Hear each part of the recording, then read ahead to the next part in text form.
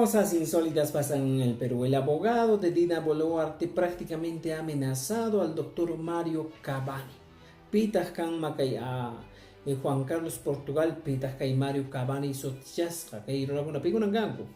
Kay Juan Carlos Portugal, abogado, amacha, Dina Boluarte paiga allinta imamantapas lluqsinanpaq amachashan riki.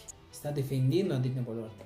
Ichaqa Mario Cavani kay doctor médico hampikamayuq cirujano imatan ruwarhan paymi kay Dina Boluarte nisqata uyanta alicharhan paymi operarhan ninchikma Jesús ninchikma.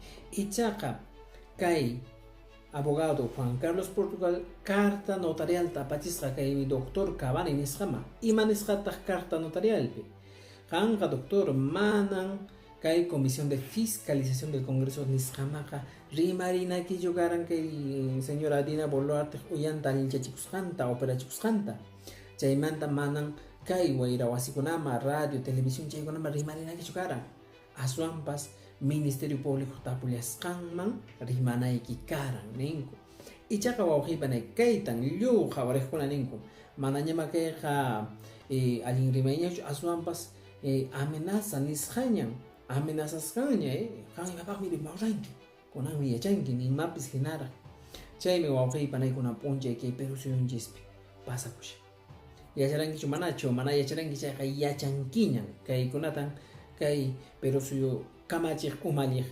imaymanata ñawpaqma puririchisha tupananchikama